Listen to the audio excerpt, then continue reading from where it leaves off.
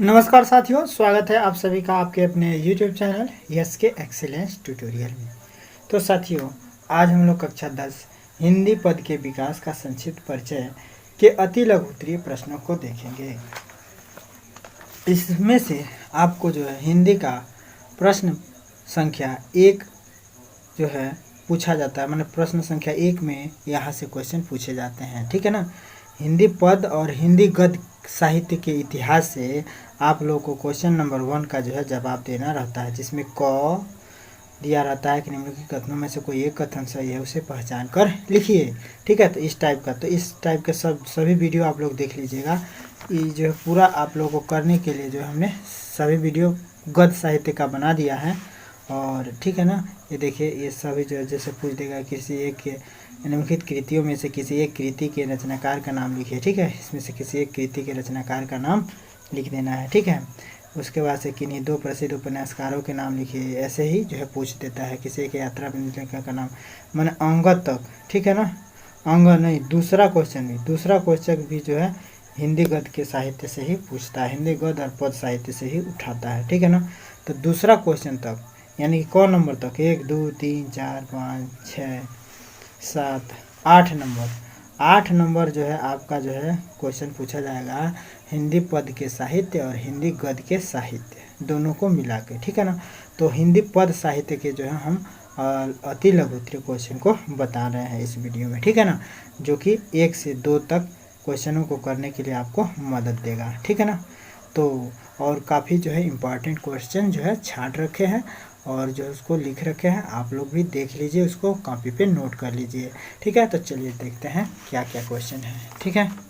तो यहाँ पे देखिए, यहाँ पे क्वेश्चन है, पहला क्वेश्चन है, देखिए हम लोग के सिलेबस में जो है क्या है, मध्यकाल, रीतिकाल है और जो है क्या है आधुनिक काल है, ठीक है। तो मध्यकाल और रीतिकाल से संबंधित क्वेश्चन पूछ सकता है कि 1643 से, मैंने पूछ सकता है कि रीतिकाल की किन्हीं यहाँ पे पूछ सकता है कि मध्यकाल के जो है समय सीमा बताइए। तो मध्यकाल का समय सीमा 1643 से लेकर 1868 ईस्वी तक मध्यकाल चलता है और 1868 से अब तक जो है आधुनिकाल चलता है, ठीक है। तो अब यहाँ पे देखिए रीतिकाल, अब प्रश्न नंबर 1 जो है शुरू करते हैं हम लोग। तो यहाँ से जो है क्वेश्चन क्या उठा सकता है उत्तर मध्यकाल और रीतिकाल से। तो यहाँ पे क्वेश्चन उठा सकता है कि रीतिकाल के किन्हीं 2 या 4 प्रमुख प्रवृत्तियों के नाम लिखिए, ठीक है ना। तो 2 या 4 प्रमुख प्रवृत्तियों के नाम जो है लिखने के लिए कह रहा है। तो जो है इसमें से जो है 4 को जो है या तो 2 पूछ सकता है या तो जो है 4 पूछ सकता है, ठीक है। तो 2 पूछेगा तो 2 का दे दीजिएगा, 4 पूछेगा तो 4 का दे दीजिएगा। वैसे हमने 4 लिख दिया है। तो रीतिकाल की प्रमुख प्रवृत्तियाँ निम्न है, उत्तर में लिखेंगे हम लोग कि रीतिकाल की प्रमुख प्रवृत्तियाँ निम्न हैं। पहला, रीति ग्रंथों की रचना की गई, श्रृंगार रस की प्रधानता थी, ब्रज भाषा का अधिकतम प्रयोग किया गया, चित्रण किया गया और प्राकृतिक तथा उद्दीपन रूपों में जो है क्या किया गया, प्राकृतिक तथा उद्दीपन रूपों का भी वर्णन किया गया, ठीक है ना। माना ब्रज भाषा का प्रयोग चित्रण, प्राकृतिक तथा उद्दीपन के रूप में जो है किया गया, ठीक है। उसके बाद से क्वेश्चन नंबर 2 है, अच्छा इसमें जो है ये भी पूछ सकता है कि इस काल के प्रमुख कवियों के नाम बताइए। तो इस काल के प्रमुख कवि जो है कौन है, तो बिहारी तथा केशवदास हैं, ठीक है ना। यह पूछ सकता है कि रीतिकाल के प्रमुख 2 कवियों के नाम बताइए। तो जो है बिहारी तथा केशवदास हैं, बता देंगे, ठीक है।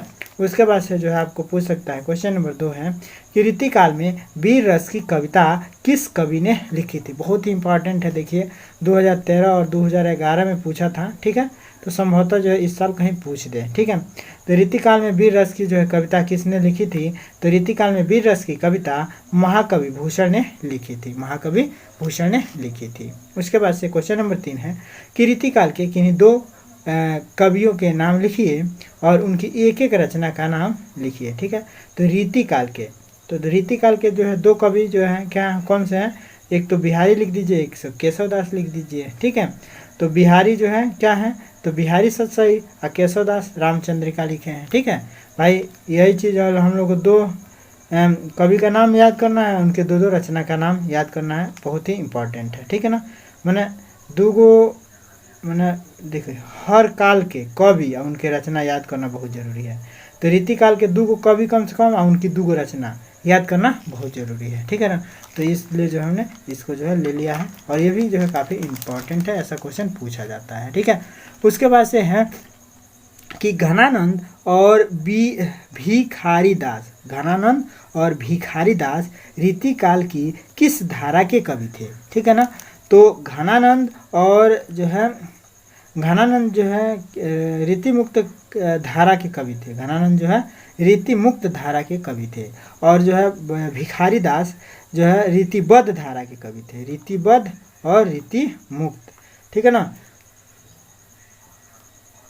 रीतिबद्ध और रीति मुक्त माने घनानंद जो क्या थे, तो रीति मुक्त जो है धारा के कवि थे, और भिखारी दास जो है रीतिबद्ध जो है धारा के कवि थे। ठीक है, बस इतना याद रखना है। फिर आगे देखते हैं।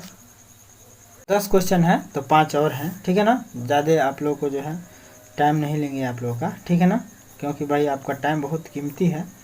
हो सकता है आप लोग सोच रहे होंगे कि कब छोड़ दें ये वीडियो देखना। तो देखिए, अब यहाँ पे देखिए, आधुनिक काल का समय सीमा लिखिए। तो आधुनिक काल का समय सीमा क्या है, तो 1868 ईस्वी से अब तक। ठीक है। उसके बाद से पूछ सकता है कि आधुनिक काल की 2 प्रमुख विशेषताओं का नाम उल्लेख कीजिए। तो आधुनिक काल के जो है 2 प्रमुख विशेषताएं क्या हैं, तो आधुनिक काल की प्रमुख विशेषताएं निम्न हैं। खड़ी बोली गद्य का प्रयोग होने लगा। ठीक है। देश प्रेम की जो है भावना का विकास होने लगा। ठीक है ना। और उसके बाद से छंद मुक्त कविता का विकास होने लगा। ठीक है। उसके बाद से जो है 7वां क्वेश्चन है कि आधुनिक काल के 2 कवियों के नाम लिखिए। तो आधुनिक काल में जो है 2 कवि कौन कौन से हैं, तो आधुनिक काल में जो है 2 कवि महादेवी वर्मा हैं और हरिवंश राय बच्चन हैं, जो कि अमिताभ बच्चन के जो है पिताजी हैं।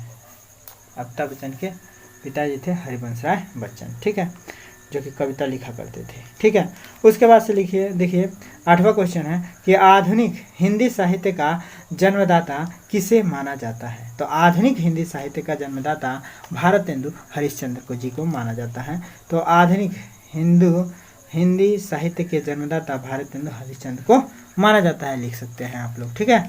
उसके बाद से जो है द्विवेदी युग के 2 प्रमुख कवियों के नाम लिखिए। तो द्विवेदी युग के 2 प्रमुख कवि कौन कौन से हैं, तो इनके नाम जो है बहुत ही इंपॉर्टेंट है। देखिए, मोस्ट इंपॉर्टेंट है। 2014, 2013, 12, 11 में लगातार पूछ रहा है। ठीक है ना। तो जो हो सकता है कि इस साल पूछ दे। तो द्विवेदी युग के 2 प्रमुख कवि निम्न हैं। श्रीधर पाठक, मैथिली शरण गुप्त। ठीक है। श्रीधर पाठक और मैथिली शरण गुप्त कौन से जो युग के कवि हैं, तो जो है द्विवेदी युग के कवि हैं। ठीक है। उसके बाद से पूछ सकता है कि द्विवेदी युग के 2 प्रमुख महाकाव्यों के नाम बताइए। ठीक है। द्विवेदी युग के 2 प्रमुख महाकाव्यों के नाम बताइए तथा उनके रचयिताओं के नाम लिखिए। तो लिख दीजिए, द्विवेदी युग के 2 प्रमुख साहित्यकार और उनकी महाकाव्य या उनकी रचनाएं निम्न हैं। ठीक है। तो पहला जो है क्या है, तो मैथिली शरण गुप्त है, माने कवि हैं। आई का लिखे हैं, तो भारत भारती लिखे हैं और साकेत लिखे हैं। भारत भारती और साकेत लिखे हैं। ठीक है।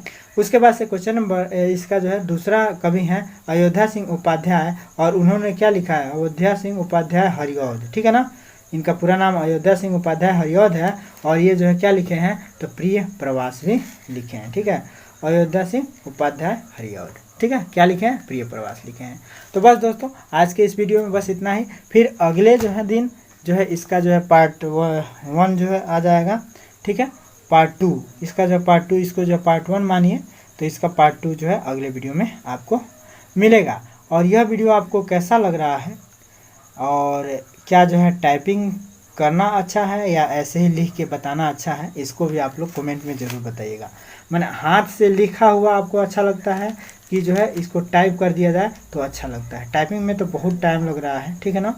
तो हम प्रयास करेंगे कि देखिए आप लोगों का क्या कमेंट आता है। अगर कमेंट अच्छा आता है तो जो है टाइपिंग ही किया जाएगा। ठीक है ना। अगर आप लोग कहते हैं कि टाइपिंग कीजिए तो टाइपिंग किया जाएगा, नहीं तो हाथ से लिखा हुआ जो है हमारे लिए सही है। ठीक है। तो जैसे आप लोग की जो है मर्जी, आप लोग कमेंट में ज़रूर बताइएगा। तो फिर मिलते हैं अगले वीडियो के साथ, तब तक के लिए जय हिंद।